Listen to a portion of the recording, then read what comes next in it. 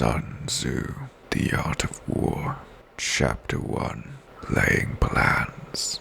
Sun Tzu said, "The art of war is of vital importance to the state. It is a matter of life and death, a road either to safety or to ruin. Hence it is a subject of inquiry, which can be on no account be neglected. The art of war, then, is governed by 5 constant factors, to be taken into account in one's deliberations when seeking to determine the conditions obtaining in the field. These are 1. The mortal law, 2. Heaven, 3. Earth, 4. The commander, and 5. Method and discipline. The moral law causes the people to be in complete accord with their ruler, so that they will follow him regardless of their lives, undismayed by any danger. Heaven signifies night and day, cold and heat, times and seasons. Earth comprises distances, great and small, danger and security, open ground and narrow passes, the chances of life and death. The commander stands for the virtues of wisdom, sincerely, benevolence, courage, and strictness. By method and discipline are to be understood the marshalling of the army in its proper subdivisions, the graduations of rank among the officers, the maintenance of roads by which supplies may reach the army, and the control of military expenditure. These 5 heads should be familiar to every general. He who knows them will be victorious. He who knows them will not fail. Therefore, in your deliberations, when seeking to determine the military conditions, let them be made the basis of a comparison in this wise. Which of the 2 sovereigns is imbued with the moral law? Which of the 2 generals has most ability? With whom lie the advantages derived from heaven and earth? On which side is discipline most rigorously enforced? Which army is stronger? On which side are officers and men more highly trained? In which army is there the greater constancy, both in reward and punishment? By means of these 7 considerations, I can forecast victory or defeat. The general that hearkens to my counsel and acts upon it will conquer. Let such a one be retained in command. The general that hearkens not to my counsel, nor acts upon it, will suffer defeat. Let such a one be dismissed. While heading the profit of my counsel, avail yourself also of any helpful circumstances over and beyond the ordinary rules. According as circumstances are favorable, one should modify one's plans. All warfare is based on deception. Hence, when one able to attack, we must seem unable. When using our forces, we must seem inactive. When we are near, we must make the enemy believe we are far away. When far away, we must make him believe we are near. Hold out baits to entice the enemy, foreign disorder, and crush him. If he is secure at all points, be prepared for him. If he is superior in strength, evade him. If your opponent is of choleric temper, seek to irritate him. Pretend to be weak, that he may grow arrogant.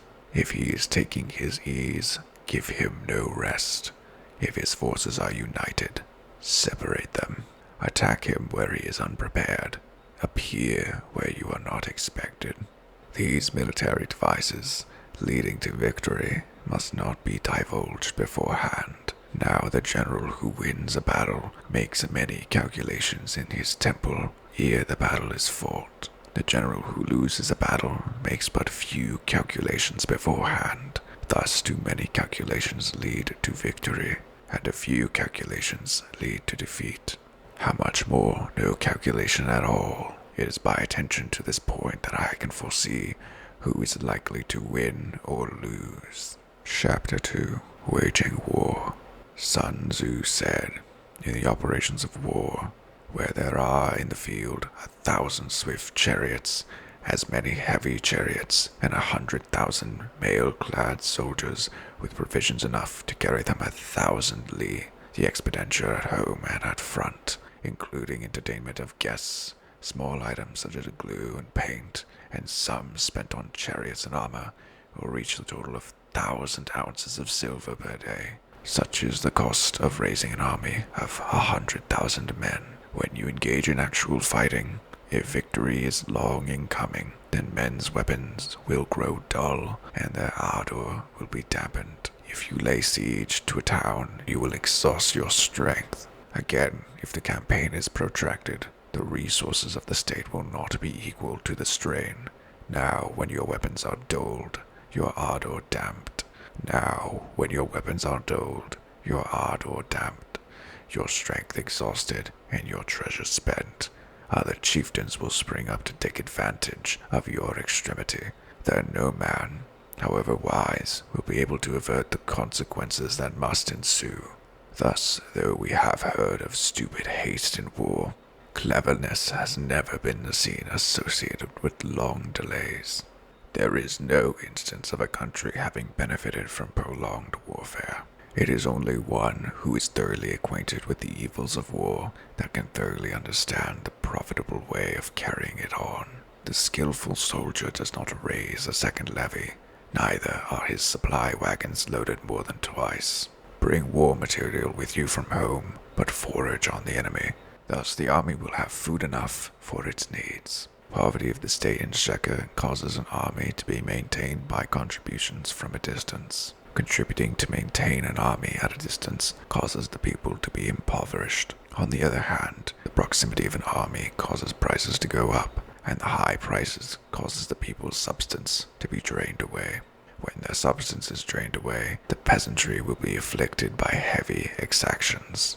With this loss of substance and exhaustion of strength, the homes of the people will be stripped bare, and 3/10 of their income will be dissipated, while government expenses for broken chariots, worn-out horses, breastplates and helmets, bows and arrows, spears and shields, protective mantles, drought oxen, and heavy wagons will amount to 4/10 of its total revenue.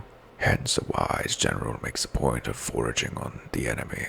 A cartload of the enemy's provisions is equivalent to 20 of one's own, and likewise a single pickle of his provender is equivalent to 20 from one's own store. Now, in order to kill the enemy, our men must be roused to anger. That there may be advantage from defeating the enemy, they must have their rewards. Therefore, in chariot fighting, when 10 or more chariots have been taken, those should be rewarded who took the first. Our own flags should be substituted for those of the enemy, and the chariots mingled and used in conjunction with ours. The captured soldiers should be treated kindly and kept. This is called using the conquered foe to augment one's own strength. In war, then, let your great object be victory, not lengthy campaigns. Thus it be known that the leader of armies is the arbiter of the people's fate, the man on whom it depends whether the nation shall be in peace or in peril.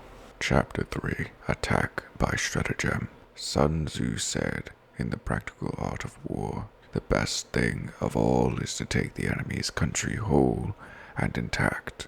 To shatter and destroy it is not so good. So, too, it is better to recapture an army entire than to destroy it. To capture a regiment, a detachment, or a company entire than to destroy them. Hence, to fight and conquer in all your battles is not supreme excellence. Supreme excellence consists in breaking the enemy's resistance without fighting. Thus, the highest form of generalship is to balk the enemy's plans. The next best is to prevent the junction of the enemy's forces. The next in order is to attack the enemy's army in the field, and the worst policy of all is to besiege walled cities. The rule is not to besiege walled cities if it can possibly be avoided. The preparation of mantlets, movable shelters, and various implements of war will take up 3 whole months, and the piling of mounds over against the walls will take 3 months more. The general, unable to control his irritation, will launch his men to the assault like swarming ants, with the result that 1/3 of his men are slain, while the town still remains untaken. Such are the disastrous effects of a siege. Therefore, the skillful leader subdues the enemy's troops without any fighting. He captures their cities without laying siege to them. He overthrows their kingdom without lengthy operations in the field. With his forces intact, he will dispute the mastery of the empire, and thus, without losing a man, his triumph will be complete. This is the method of attacking by stratagem. It is the rule in war. If our forces are 10 to the enemy's 1, to surround him; if 5 to 1, to attack him; if twice as numerous, to divide our army into 2. If equally matched, we can offer battle. If slightly inferior in numbers, we can avoid the enemy. If quite unequal in every way, we can flee from him. Hence, though an obstinate fight may be made by a small force, in the end it must be captured by the larger force. Now the general is the bulwark of the state. If the bulwark is complete at all points, the state will be strong. If the bulwark is defective, the state will be weak. There are 3 ways in which a ruler can bring misfortune upon his army. 1. By commanding the army to advance or to retreat, being ignorant of the fact that it cannot obey. This is called hobbling the army. 2. By attempting to govern an army in the same way as he administers a kingdom, being ignorant of the conditions which obtain in an army.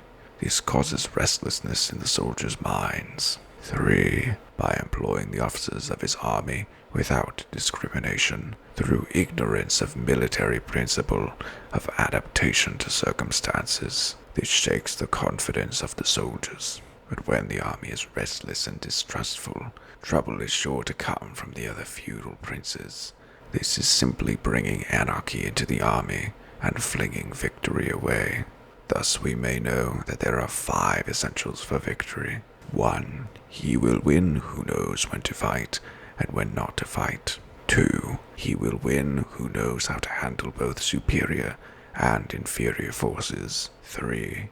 He will win whose army is animated by the same spirit throughout all its ranks. 4. He will win who, prepared himself, waits to take the enemy unprepared. 5. He will win who has military capacity and is not interfered with by the sovereignty. Hence the saying, if you know the enemy and know yourself, you need not fear the result of 100 battles. If you know yourself, but not the enemy, for every victory gained, you will also suffer a defeat. If you know neither the enemy nor yourself, you will succumb in every battle. Chapter 4. Tactical Dispositions. Sun Tzu said, "The good fighters of old first put themselves beyond the possibility of defeat, and then waited for an opportunity of defeating the enemy. To secure ourselves against defeat lies in our own hands, but the opportunity of defeating the enemy is provided by the enemy himself. Thus, the good fighter is able to secure himself against defeat, but cannot make certain of defeating the enemy. Hence the saying, one may know how to conquer without being able to do it at all. Security against defeat implies defensive tactics. Ability to defeat the enemy means taking the offensive. Standing on the defensive indicates insufficient strength. Attacking, a superabundance of strength. The general who is skilled in defense hides in the most secret recesses of the earth. He who is skilled in attack flashes forth from the topmost heights of heaven. Thus, on the one hand, we have ability to protect ourselves. On the other, a victory that is complete. To see victory only when it is within the ken of the common herd is not the acme of excellence. Neither is it the acme of excellence if you fight and conquer and the whole empire says, "Well done." To lift an autumn hair is no sign of great strength. To see the sun and moon is no sign of sharp sight. To hear the noise of thunder is no sign of a quick ear. What the ancients called a clever fighter is one who not only wins, but excels in winning with ease. Hence his victories bring him neither reputation for wisdom nor credit for courage. He wins his battles by making no mistakes is what establishes the certainty of victory, for it means conquering an enemy that is already defeated. Hence the skillful fighter puts himself into a position which makes defeat impossible, and does not miss the moment for defeating the enemy. Thus it is that in war, a victorious strategist only seeks battle after the victory has been won, whereas he who is destined to defeat first fights, and afterwards looks for victory. The consummate leader cultivates the moral law, and strictly adheres to method and discipline. Thus it is in his power to control success. In respect of military method, we have firstly, measurement, secondly, estimation of quantity, thirdly, calculation, fourthly, balancing of chances, fifthly, victory. Measurement owes its existence to earth, estimation of quantity to measurement, calculation to estimation of quantity, balancing of chances to calculation, and victory to balancing of chances. A victorious army opposed to a routed one is as a pound's weight placed in the scale against a single grain. The onrush of a conquering force is like the bursting of pent-up waters into a chasm 1,000 fathoms deep. Chapter 5. Sun Tzu said, "The control of a large force is the same principle as the control of a few men. It is merely a question of dividing up their numbers. Fighting with a large army under your command is no wise different from fighting with a small one. It is merely a question of instituting signs and signals. To ensure that your whole host may withstand the brunt of the enemy's attack and remain unshaken, this is effected by maneuvers, direct and indirect. That the impact of your army may be like a grindstone dashed against an egg, this is effected by the science of weak points and strong points. In all fighting, the direct method may be used for joining battle, but indirect methods will be needed in order to secure victory. Indirect tactics, efficiently applied, are inexhaustible as heaven and earth, unending as the flow of rivers and streams, like the sun and moon. They end but to begin anew, like the 4 seasons. They pass away to return once more. There are not more than 5 musical notes, yet the combinations of these 5 give rise to more melodies than can ever be heard. There are not more than 5 primary colors, blue, yellow, red, white, and black, yet in combination they produce more hues than can ever be seen. There are not more than 5 cardinal tastes, sour, acrid, salt, sweet, bitter, yet combinations of them yield more flavors than can ever be tasted.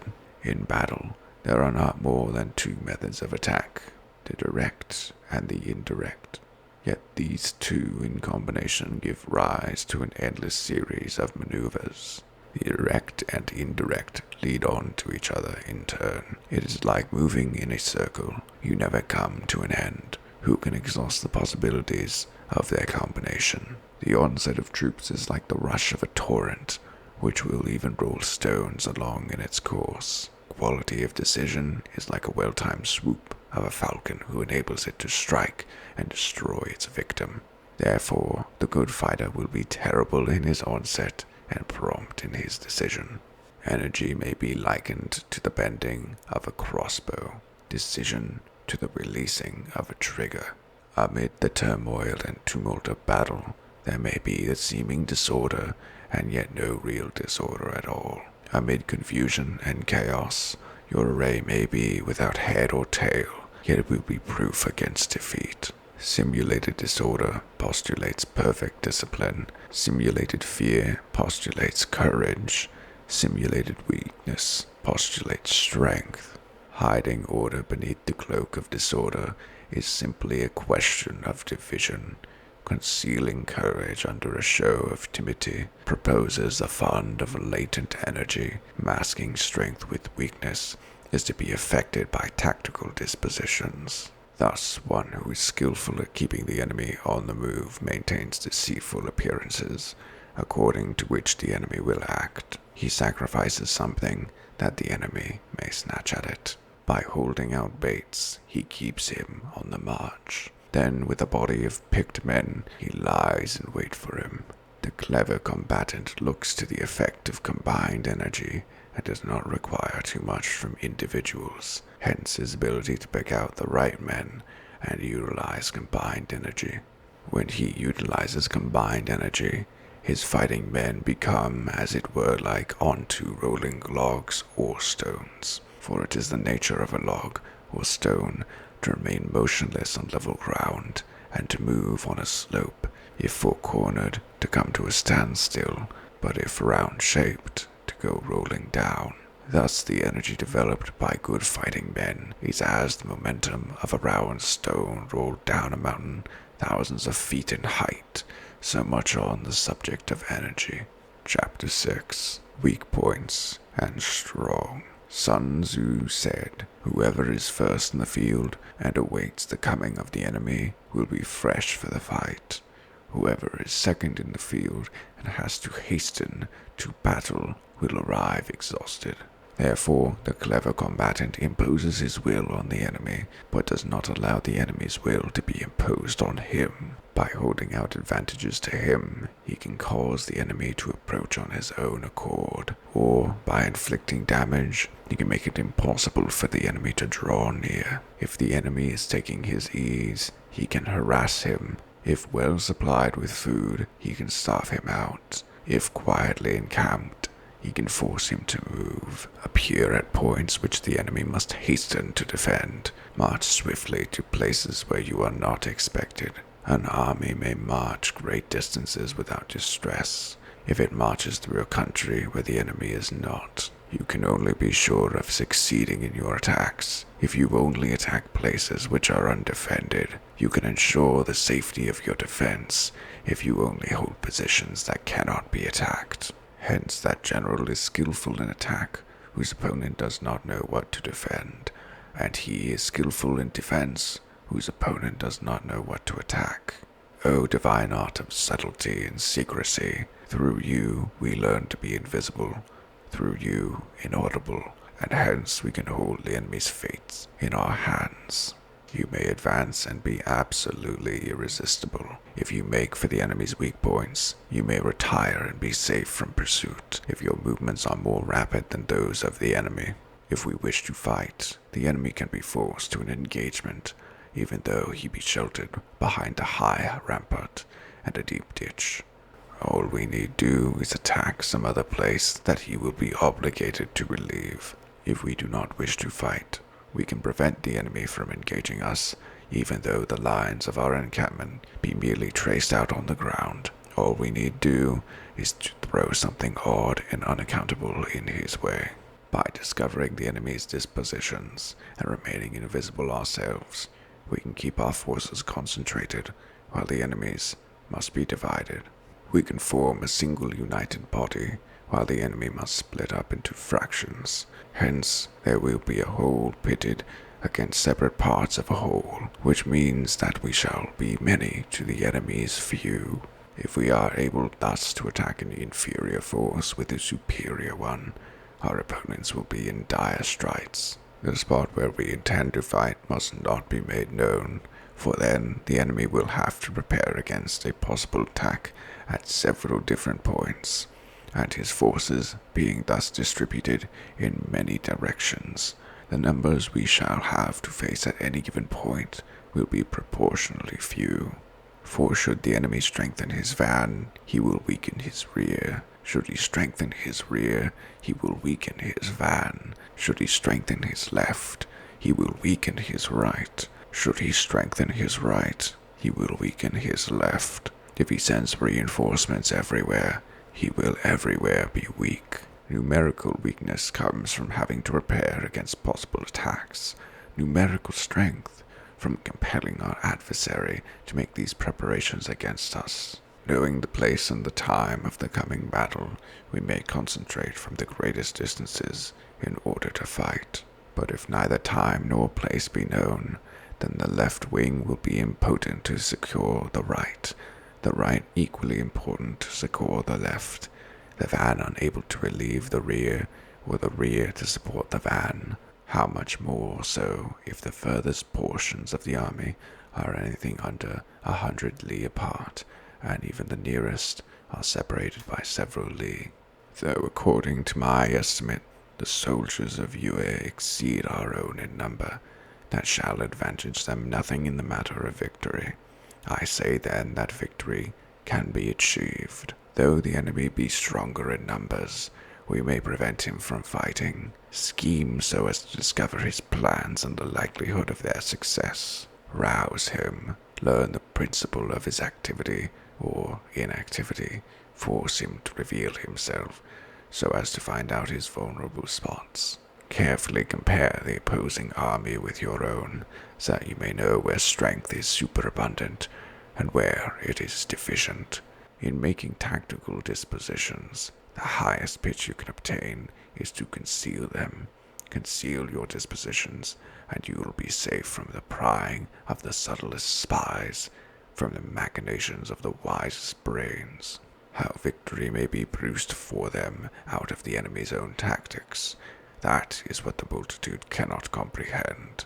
All men can see the tactics whereby I conquer, but what none can see is the strategy out of which victory is evolved. Do not repeat the tactics which have gained you one victory, but let your methods be regulated by the infinite variety of circumstances. Military tactics are like unto water, for water in its natural course runs away from high places and hastens downwards. So in war, the way is to avoid what is strong and to strike at what is weak. Water shapes its course according to the nature of the ground over which it flows.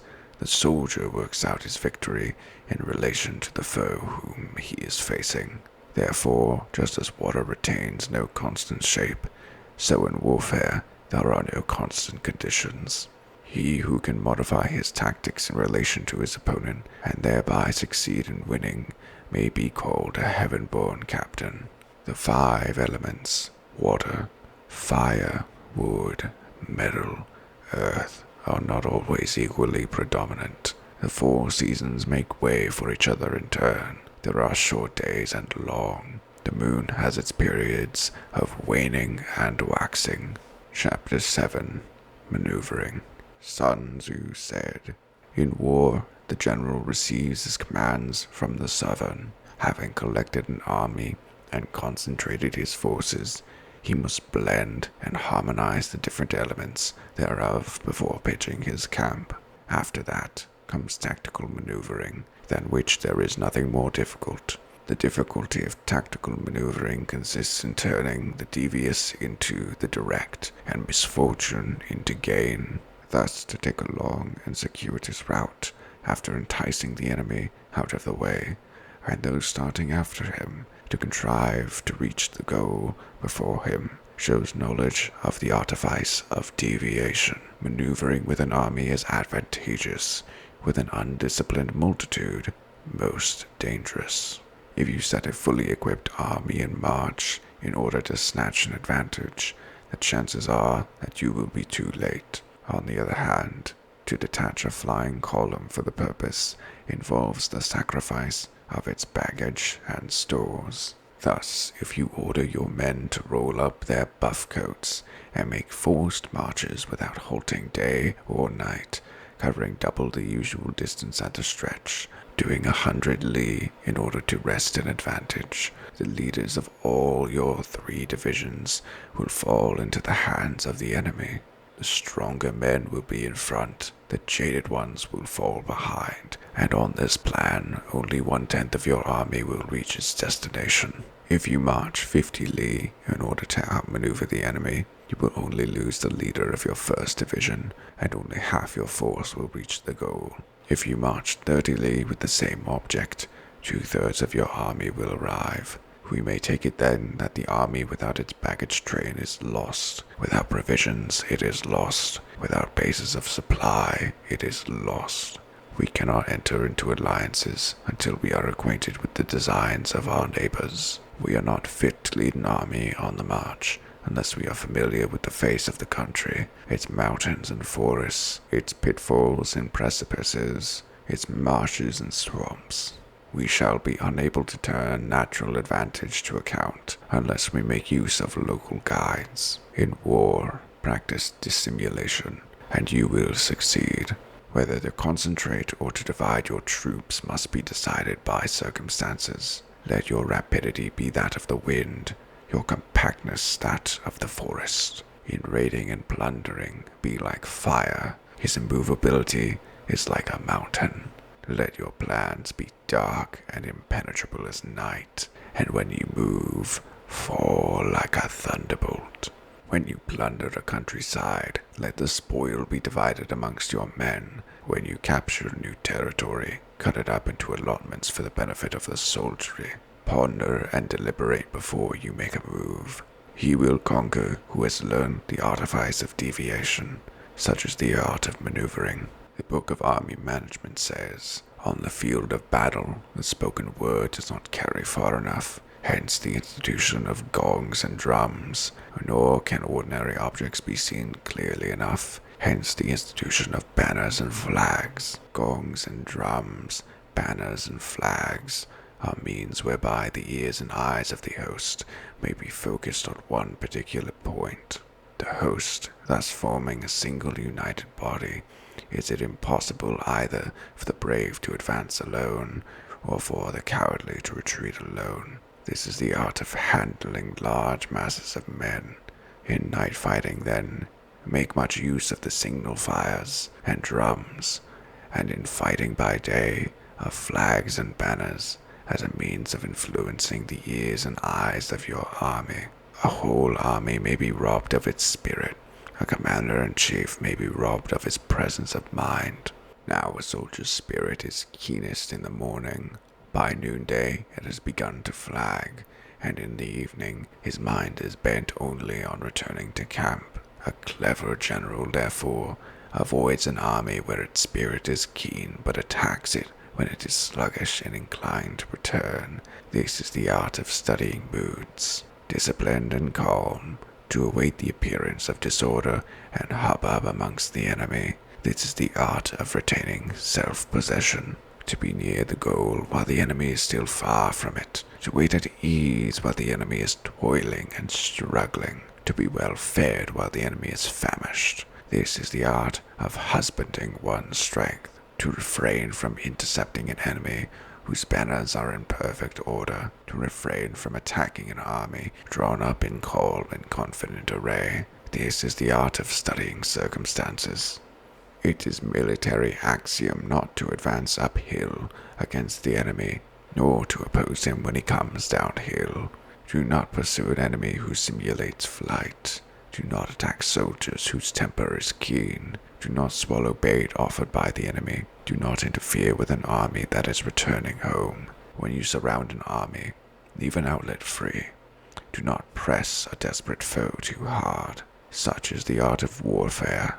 Chapter 8. Variation in Tactics. Sun Tzu said, in war, the general receives his commands from the sovereign, collects his army, and concentrates his forces. When in a difficult country, do not encamp. In country where high roads intersect, join hands with your allies. Do not linger in dangerously isolated positions. In hemmed situations, you must resort to stratagem. In desperate position, you must fight. There are roads which must not be followed, armies which must not be attacked, towns which must be besieged, positions which must not be contested, commands of the sovereign which must not be obeyed. The general who thoroughly understands the advantages that accompany variation of tactics knows how to handle his troops. The general who does not understand these may be well acquainted with the configuration of the country, yet he will not be able to turn his knowledge to practical account. So the student of war who is unversed in the art of war of varying his plans, even though he be acquainted with the 5 advantages, will fail to make the best use of his men. Hence in the wise leader's plans, considerations of advantage and of disadvantage will be blended together. If our expectation of advantage be tempted in this way, we may succeed in accomplishing the essential part of our schemes. If, on the other hand, in the midst of difficulties, we are always ready to seize an advantage, we may extricate ourselves from misfortune, reduce the hostile chiefs by inflicting damage on them, and make trouble for them, and keep them constantly engaged, hold out spacious allurements, and make them rush to any given point. The art of war teaches us to rely not on the likelihood of the enemy's not coming, but on our readiness to receive him, not on the chance of his not attacking, but rather on the fact that we have made our position unassailable. There are 5 dangerous faults which may affect a general. 1. Recklessness, which leads to destruction. 2. Cowardice, which leads to capture. 3. A hasty temper, which can be provoked by insults. 4. A delicacy of honor, which is sensitive to shame. 5. Over-solicitude for his men, which exposes him to worry and trouble. These are the 5 besetting sins of a general, ruinous to the conduct of war. When an army is overthrown and its leader slain, the cause will surely be found among these 5 dangerous faults. Let them be a subject of meditation. Chapter 9. The Army on the March. Sun Tzu said, "We come now to the question of encamping the army and observing signs of the enemy. Pass quickly over mountains and keep in the neighborhood of valleys. Camp in high places, facing the sun. Do not climb heights in order to fight. So much for mountain warfare. After crossing a river, you should get far away from it. When an invading force crosses a river in its onward march, do not advance to meet it in midstream. It will be best to let half the army get across, and then deliver your attack. If you are anxious to fight, you should not go to meet the invader near a river which he has to cross. Moor your craft higher up than the enemy, and facing the sun. Do not move upstream to meet the enemy. So much for river warfare. In crossing salty marshes, your sole concern should be to get over them quickly, without any delay. If forced to fight in a salt marsh, you should have water and grass near you, and get your back to a clump of trees. So much for operations in salt marshes. In dry, level country, take up an easily accessible position with rising ground to your right and on your rear, so that the danger may be in front and safety lie behind. So much for campaigning in flat country. These are the 4 useful branches of military knowledge which allowed the Yellow Emperor to vanquish 4 several sovereigns. All armies prefer high ground to low and sunny places to dark. If you are careful of your men and camp on hard ground, the army will be free from disease of every kind, and this will spell victory. When you come to a hill or a bank, occupy the sunny side with your slope on your right rear. Thus you will at once act for the benefit of your soldiers and utilize the natural advantages of the ground. When in consequence of heavy rains up country, a river which you wish to ford is swollen and flecked with foam, you must wait until it subsides. Country in which there are precipitous cliffs with torrents running between, deep natural hollows, confined places, tangled thickets, quagmires and crevices, should be left with all possible speed and not approached. While we keep away from such places, we should let the enemy have them on his rear. If in the neighborhood of your camp there should be any hilly country, ponds surrounded by aquatic grass, hollow basins filled with reeds, or woods with thick undergrowth, they must be carefully routed out and searched, for these are places where men in ambush or insidious spies are likely to be lurking. When the enemy is close at hand and remains quiet, he is relying on the natural strength of his position. When he keeps aloof and tries to provoke a battle, he is anxious for the other side to advance. If his place of encampment is easy of access, he is tendering a bait. Movement amongst the trees of a forest shows that the enemy is advancing. The appearance of a number of screens in the midst of thick grass means that the enemy wants to make us suspicious. The rising of birds in their flight is the sign of an ambuscade. Startled beasts indicate that a sudden attack is coming. When there is dust rising in a high column, it is the sign of chariots advancing. When the dust is low, but spread over a wide area, it betokens the approach of infantry. When it branches out in different directions, it shows that parties could have been sent to collect firewood.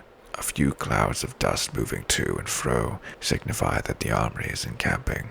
Humble words and increased preparations are signs that the enemy is about to advance. Violent language and driving forward, as if to the attack, are signs that he will retreat. When the light chariots come out first and take up a position on the wings, it is a sign the enemy is forming for battle. Peace proposals, unaccompanied by a sworn covenant, indicate a plot. When there is much running about and the soldiers fall into rank, it means that the critical moment has come. When some are seen advancing and some retreating, it is a lure. When the soldiers stand leaning on their spears, they are faint from want of food. If those who are sent to draw water begin by drinking themselves, the army is suffering from thirst. If the enemy sees an advantage to be gained and makes no effort to secure it, the soldiers are exhausted. If birds gather on any spot, it is unaccompanied. Clamor by night betokens nervousness.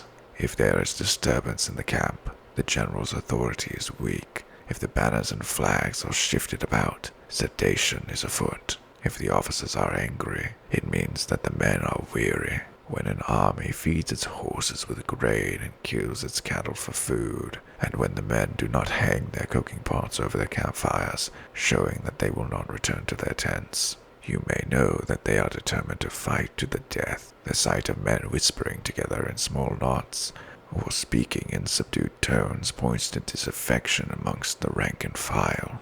Too frequent rewards signify that the enemy is at the end of his resources. Too many punishments betray a condition of dire distress. To begin by bluster, but afterwards to take fright at the enemy's numbers, shows a supreme lack of intelligence. When the envoys are sent with compliments in their mouths, it is a sign that the enemy wishes for a truce. If the enemy's troops march up angrily and remain facing ours for a long time without either joining battle or taking themselves off again, the situation is one that demands great vigilance and circumspection.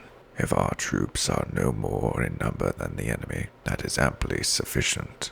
It only means that no direct attack can be made. What we can do is simply to concentrate all our available strength, keep a close watch on the enemy, and obtain reinforcements. He who exercises no forethought but makes light of his opponents is sure to be captured by them.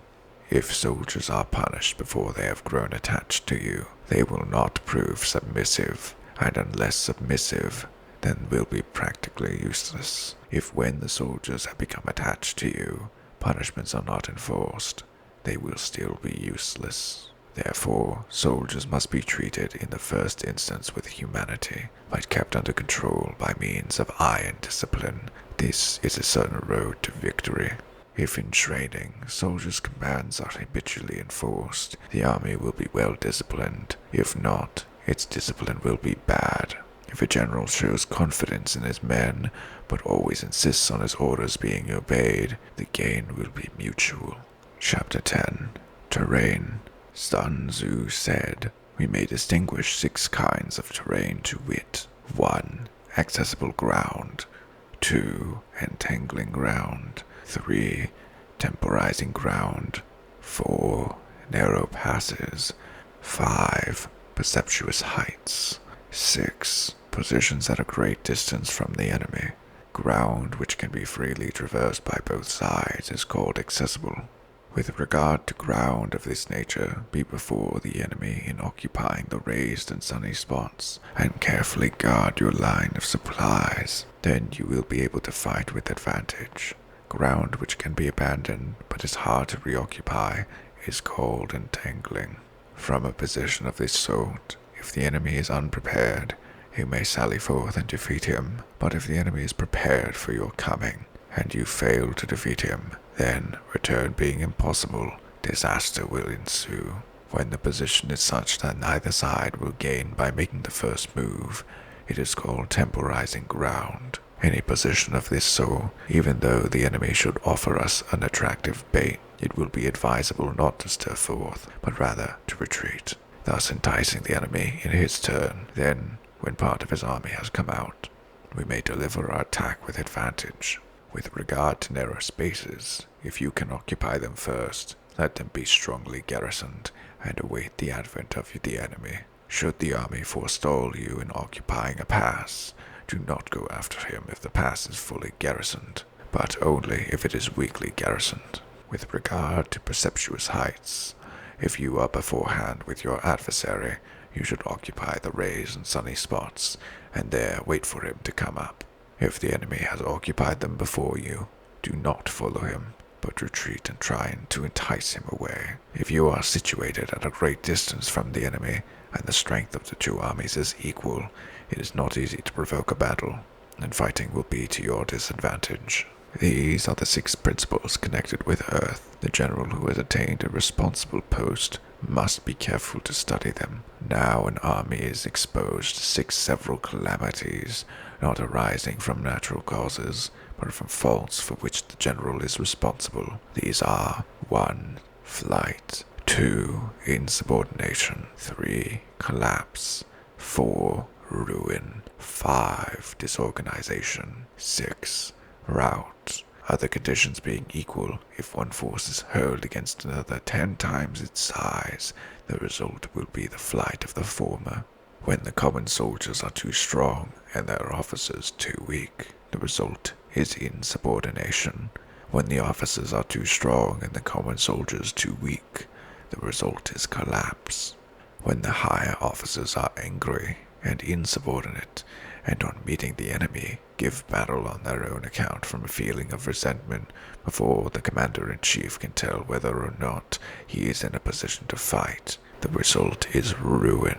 When a general is weak and without authority, when his orders are not clear and distinct, when there are no fixed duties assigned to officers and men, and the ranks are formed in slovenly haphazard manner, the result is utter disorganization. When a general, unable to estimate the enemy's strength, allows an inferior force to engage a larger one, or hurls a weak detachment against a powerful one, and neglects to place picked soldiers in the front rank, the result must be rout.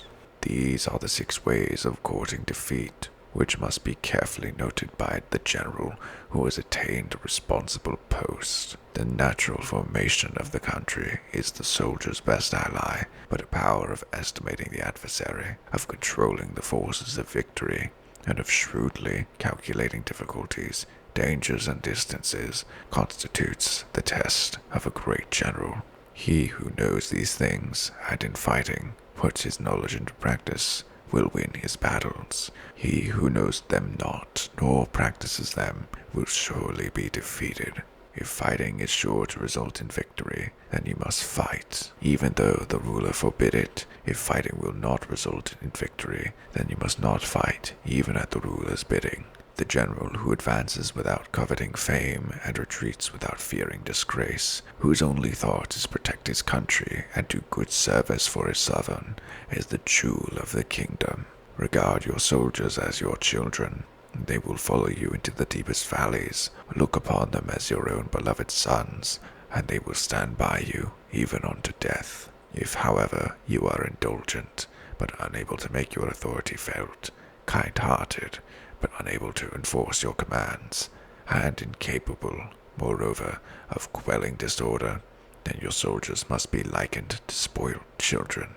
They are useless for any practical purpose. If we know that our own men are in a condition to attack, but are unaware that the enemy is not open to attack, we have gone only halfway towards victory.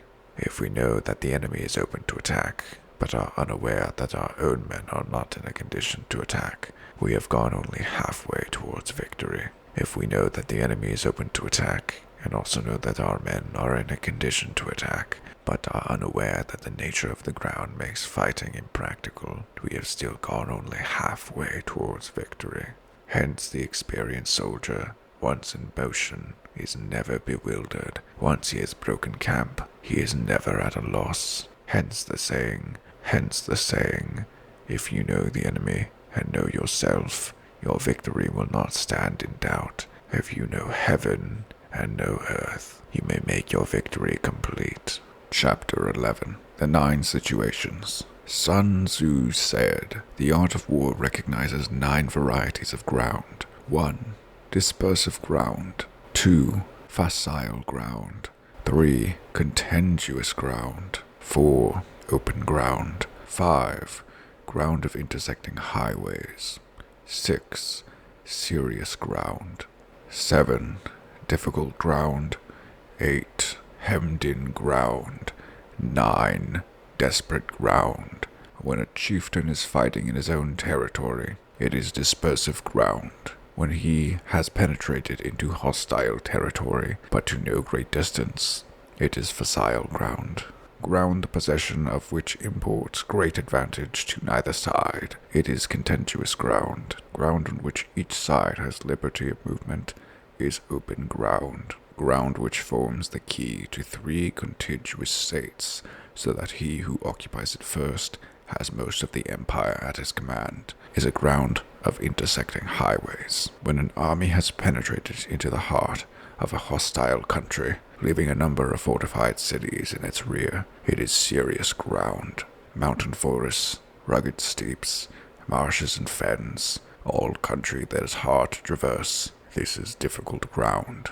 Ground which is reached through narrow gorges, and from which we can only retire by tortuous paths, so that a small number of the enemy would suffice to crush a large body of our men. This is hemmed-in ground. Ground on which we can only be saved from destruction by fighting without delay is desperate ground. On dispersive ground, therefore, fight not. On facile ground, halt not. On contiguous ground, attack not. On open ground, do not try to block the enemy's way. On ground of intersecting highways, join hands with your allies. On serious ground, gather and plunder. In difficult ground, keep steadily on the march. On hemmed-in ground, resort to stratagem. On desperate ground, fight. Those who are skillful leaders of old knew how to drive a wedge between the enemy's front and rear, to prevent cooperation between his large and small divisions, to hinder the good troops from rescuing the bad, the officers from rallying their men. When the enemy's men were united, they managed to keep them in disorder. When it is to their advantage, they made a forward move. When otherwise, they stopped still. If asked how to cope with a great host of the enemy in orderly array, and on the point of marching to the attack, I should say, begin by seizing something which your opponent holds dear. Then he will be amenable to your will. Rapidity is the essence of war. Take advantage of the enemy's unreadiness. Make your way by unexpected routes, and attack by unguarded spots. The following are principles to be observed by an invading force. The further you penetrate into a country, the greater will be the solidarity of your troops, and thus the defenders will not prevail against you. Make forays in fertile country in order to supply your army with food. Carefully study the well-being of your men, and do not overtax them. Concentrate your energy and hoard your strength. Keep your men continually on the move, and devise unfathomable plans. Throw your soldiers into positions whence there is no escape, and they will prefer death to flight. If they will face death, there is nothing they may not achieve. Officers and men alike will put forth their uttermost strength. Soldiers, when in desperate straits, lose the sense of fear. If there is no place of refuge, they will stand firm. If they are in a hostile country, they will show a stubborn front. If there is no help for it, they will fight hard. Thus, without waiting to be marshaled, the soldiers will be constantly on the qui vive. Without waiting to be asked, they will do your will. Without restrictions, they will be faithful. Without giving orders, they can be trusted. Prohibit the taking of omens, and do away with superstitious doubts. Then, until death itself comes, no calamity need be feared. If our soldiers are not overburdened with money, it is not because they have a distaste for riches. If their lives are not unduly long, it is not because they are disinclined to longevity. On the day they are ordered out to battle, your soldiers may weep, those sitting up bedewing their garments, and those lying down letting the tears run down their cheeks. But let them once be brought to bay, and they will display the courage of a Chu or a Kuei. The skillful tactician may be likened to the Shuai-Jan. Now, the Shuai-Jan is a snake that is found in the Chung Mountains. Strike at its head, and you will be attacked by its tail. Strike at its tail, and you will be attacked by its head. Strike at its middle, and you will be attacked by head and tail both. Asked if an army can be made to imitate the Shuai-Jan, I should answer, yes. For the men of Wu and the men of Yue are enemies, yet if they are crossing a river in the same boat and are caught by a storm, they will come to each other's assistance, just as the left hand helps the right. Hence it is not enough to put one's trust in the tethering of horses and the burying of chariot wheels in the ground. The principle on which to manage an army is to set up one standard of courage which all must reach. How to make the best of both strong and weak, that is a question involving the proper use of ground. Thus the skillful general conducts his army just as though he were leading a single man, willy-nilly, by the hand. It is the business of a general to be quiet, and thus ensure secrecy, upright and just, and thus maintain order. He must be able to mystify his officers and men by false reports and appearances, and thus keep them in total ignorance. By altering his arrangements and changing his plans, he keeps the enemy without definite knowledge. By shifting his camp and taking circuitous routes, he prevents the enemy from anticipating his purpose. At the critical moment, the leader of an army acts like one who has climbed up a height and then kicks away the ladder behind him. He buries his men deep into hostile territory before he shows his hand. He burns boats and breaks his cooking pots, like a shepherd driving a flock of sheep. He drives his men this way and that, and nothing knows whither he is going. To muster his host and bring it into danger, this may be termed the business of the general. The different measures suited to the 9 varieties of ground, the expediency of aggressive or defensive tactics, and the fundamental laws of human nature, these are things that must most certainly be studied.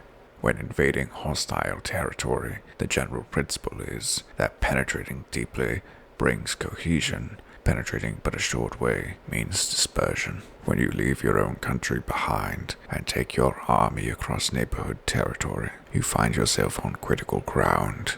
When there are means of communication on all 4 sides, the ground is one of intersecting highways. When you penetrate deeply into a country, it is serious ground. When you penetrate but a little way, it is facile ground. When you have the enemy's strongholds on your rear and narrow passes in front, it is hemmed-in ground. When there is no place of refuge at all, it is desperate ground. Therefore, on dispersive ground, I would inspire my men with unity of purpose. On facile ground, I would see that there is a close connection between all parts of my army. On contentious ground, I would hurry up my rear. On open ground, I would keep a vigilant eye on my defenses. On ground of intersecting highways, I would consolidate my alliances. On serious ground, I would try to ensure a continuous stream of supplies. On difficult ground, I would keep pushing along the road. On hemmed-in ground, I would block any way of retreat. On desperate ground, I would proclaim to my soldiers the hopelessness of saving their lives. For it is the soldier's disposition to offer an obstinate resistance when surrounded, to fight hard when he cannot help himself, and to obey promptly when he has fallen into danger. We cannot enter into alliance with neighboring princes until we are acquainted with their designs. We are not fit to lead an army on the march unless we are familiar with the face of the country, its mountains and forests, its pitfalls and precipices, its marshes and swamps. We shall be unable to turn natural advantages to account unless we make use of local guides. To be ignored of any one of the following 4 or 5 principles does not benefit a warlike prince. When a warlike prince attacks a powerful state, his generalship shows itself in preventing the concentrations of the enemy's forces. He overawes his opponents, and their allies are prevented from joining against him. Hence, he does not strive to ally himself with all and sundry, nor does he foster the power of other states. He carries out his own secret designs, keeping his antagonists in awe. Thus, he is able to capture their cities and overthrow their kingdoms. Bestow rewards without regard to rule. Issue orders without regard to previous arrangements, and you will be able to handle a whole army as though you had to do with but a single man. Confront your soldiers with the deed itself. Never let them know your design when the outlook is bright. Bring it before their eyes, but tell them nothing when the situation is gloomy. Place your army in deadly peril, and it will survive. Plunge it into desperate strides, and it will come off in safety. For it is precisely when a force has fallen into harm's way that it is capable of striking a blow for victory. Success in warfare is gained by carefully accommodating ourselves to the enemy's purpose. By persistently hanging on the enemy's flank, we shall succeed in the long run in killing the commander-in-chief. This is called ability to accomplish a thing by sheer cunning. On the day that you take up your command, block the frontier passes, destroy the official tallies, and stop the passage of all emissaries. Be stern in the council chamber so that you may control the situation. If the enemy leaves a door open, you must rush in. Forestall your opponent by seizing what he holds dear and subtly contrive to time his arrival on the ground. Walk in the path defined by rule and accommodate yourself to the enemy until you can fight a decisive battle. At first, then, exhibit the coyness of a maiden until the enemy gives you an opening. Afterwards, emulate the rapidity of a running hare, and it will be too late for the enemy to oppose you. Chapter 12. The Attack by Fire. Sun Tzu said, there are 5 ways of attacking with fire. The first is to burn soldiers in their camp. The second is to burn stores. The third is to burn baggage trains. The fourth is to burn arsenals and magazines. The fifth is to hurl dropping fire amongst the enemy. In order to carry out an attack, we must have means available. The material for raising fire should always be kept in readiness. There is a proper season for making attacks with fire, and special days for starting a conflagration. The proper season is for when the weather is very dry. The special days are those when the moon is in the constellations of the sieve, the wall, the wing, or the crossbar. For these 4 are all days of rising wind. In attacking with fire, one should be prepared to meet 5 possible developments. 1. When fire breaks out inside to enemy's camp, respond at once with an attack from without. 2. If there is an outbreak of fire, but the enemy's soldiers remain quiet, bide your time and do not attack. 3. When the force of the flames has reached its height, follow it up with an attack, if that is practicable. If not, stay where you are. 4. If it is possible to make an assault with fire from without, do not wait for it to break out within, but deliver your attack at a favorable moment. 5. When you start a fire, be to windward of it. Do not attack from the leeward. Wind that rises in the daytime lasts long, but a night breeze soon falls. In every army, the 5 developments connected with fire must be known, the movement of the stars calculated, and a watch kept for the proper days. Hence, those who use fire as an aid to the attack show intelligence. Those who use water as an aid to the attack gain an ascension of strength. By means of water, an enemy may be intercepted, but not robbed of all his belongings. Unhappy is the fate of one who tries to win his battles and succeed in his attacks without cultivating the spirit of enterprise, for the result is waste of time and general stagnation. Hence the saying, the enlightened ruler lays his plans well ahead, the good general cultivates his resources. Move not unless you see an advantage. Use not your troops unless there is something to be gained. Fight not unless the position is critical. No ruler should put troops into the field merely to gratify his own spleen. No general should fight a battle simply out of pique. If it is to your advantage, make a forward move. If not, stay where you are. Anger may in time change to gladness. Vexation may be succeeded by content. But a kingdom that has once been destroyed can never come again into being, nor can the dead ever be brought back to life. Hence the enlightened ruler is heedful, and the good general full of caution. This is the way to keep a country at peace, and an army intact. Chapter 13.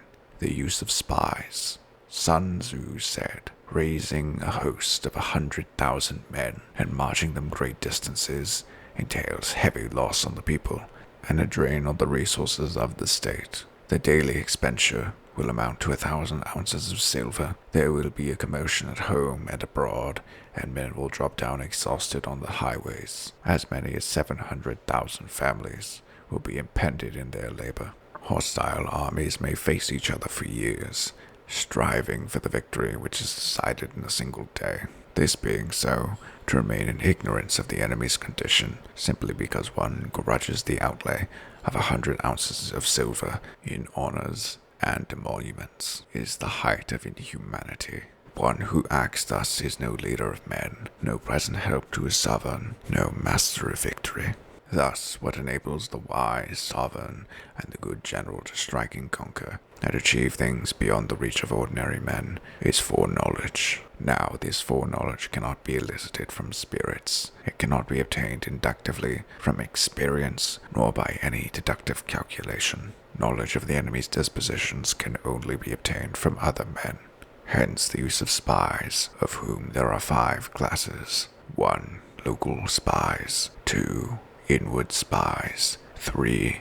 Converted spies. 4. Doomed spies. 5. Surviving spies. When these 5 kinds of spies are all at work, none can discover the secret system. This is called divine manipulation of the threads. It is the sovereign's most precious faculty.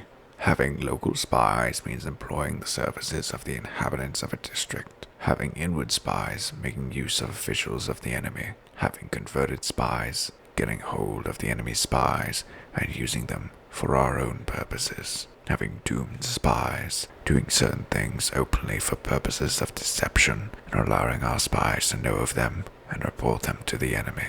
Surviving spies, finally, are those who bring back news from the enemy's camp. Hence it is not which none in the whole army are more intimate relations to be maintained than with spies. None should be more liberally rewarded. In no other business should greater secrecy be preserved. Spies cannot be usefully employed without certain intuitive sagacity. They cannot be properly managed without benevolence and straightforwardness, without subtle ingenuity of mind. One cannot make certain of the truth of their reports. Be subtle, and use your spies for every kind of business. If a secret piece of news is divulged by a spy before the time is ripe, he must be put to death together with the man to whom the secret was told. Whether the object be to crush an army, to storm a city, or to assassinate an individual, it is always necessary to begin by finding out the names of the attendants, the aides de camp, the doorkeepers, the sentries, of the general in command. Our spies must be commissioned to ascertain these. The enemy's spies who have come to spy on us must be sought out, tempted with bribes, led away, and comfortably housed. Thus they will become converted spies, and available for our service. It is through the information brought by the converted spy that we are able to acquire and employ local and inward spies. It is owing to his information, again, that we can cause the doomed spy to carry false tidings to the enemy. Lastly, it is by using his information that the surviving spy can be used on appointed occasions. The end and aim of spying in all its 5 varieties is knowledge of the enemy, and this knowledge can only be derived, in the first instance, from the converted spy. Hence, it is essential that the converted spy be treated with the utmost liberality. Of old, the rise of the Yin dynasty was due to Ai Chi, who had served under Hsai. Likewise, the rise of the Zhou dynasty was due to Lao Ya, who had served under the Yin. Hence, it is only the enlightened ruler and the wise general who will use the highest intelligence of the army for purposes of spying, and thereby they achieve great results. Spies are a most important element in war, because on them depends an army's ability to move. That is the end of Sun Tzu, the Art of War.